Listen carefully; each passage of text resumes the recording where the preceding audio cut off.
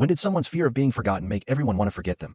I watched my wife, Diane, break down when her mother, with dementia, looked right through her at the nursing home and asked, "Who are you, dear?" For 3 years, Diane had visited every day with photo albums, trying desperately to spark some recognition, but her mother died, never knowing she was her own daughter, calling her the nice nurse, Diane, until the very end. So at the funeral, as Diane held our newborn baby, Mason, she kept whispering over and over to him, "I need to remember everything about you, baby. What if I forget you, like she forgot me?" After that day, something changed in Diane. She bought this expensive camera that she carried everywhere and started taking pictures of everything Mason did. His first smile got documented from 12 different angles, and she captured his first steps over and over until she got the perfect shot. I actually thought it was sweet at first. She'd spend her evenings organizing photos into these beautiful albums, each one labeled with dates and little notes about how happy Mason was when he played on the playground or how he was feeling that day. Like, when family came over, they loved flipping through them. My mom even asked Diane to help her organize her own photos. It made Diane happy, and honestly, I was just glad to see her smiling again after losing her mom. Sure, sometimes I wish she'd put the camera down during dinner, but when she explained she needed these memories in case her mind ever failed her, how could I argue with that? Things started getting weird when Mason turned 10.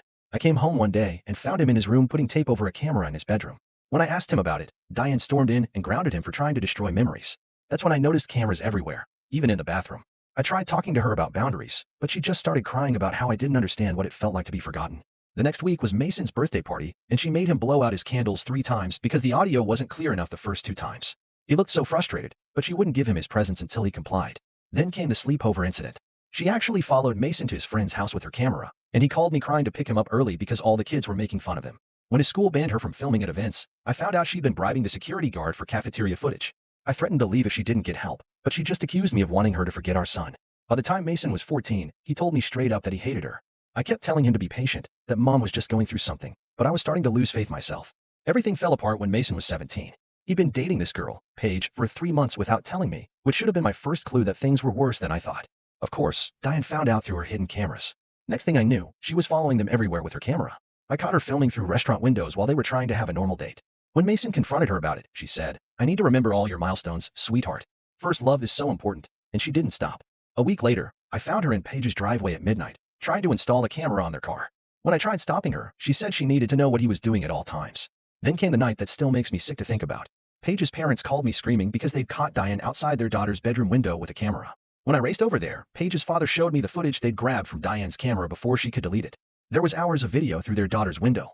The kids doing homework, Paige changing clothes, and worst, the 2 of them kissing on her bed. My son's first intimate moments with his girlfriend, all captured like some sick nature documentary. When I confronted Diane, she didn't even understand why it was wrong. "I'm documenting his journey to manhood," she said with this blank look. Mason saw the footage on the camera and threw up right there on the lawn. He kept saying, "Mom, how could you?" over and over, while Paige cried in her mother's arms. The next morning, Paige broke up with Mason. She told him his mom was psycho, and she couldn't deal with it anymore. Mason came home destroyed. He looked at Diane and said, "You ruined my life." She just smiled sadly and said, "Someday you'll understand this was all because I love you." That night, I packed our bags and took Mason to my sister's house, but Diane wasn't done. She broke into my sister's place at 3 o'clock in the morning to film Mason sleeping one last time. My sister called the cops. Then, on his 18th birthday, instead of celebrating, Mason spent the day in court filing a restraining order. The judge reviewed 52,000 hours of footage, including bathroom recordings. The judge said, in 52,000 hours of footage, there wasn't a single day without bathroom recordings since Mason turned 12. The judge granted the restraining order immediately. Mason left for college and changed his phone number without telling me where he was going. A month later, I got one text from him that said, "I don't know who I am without a camera."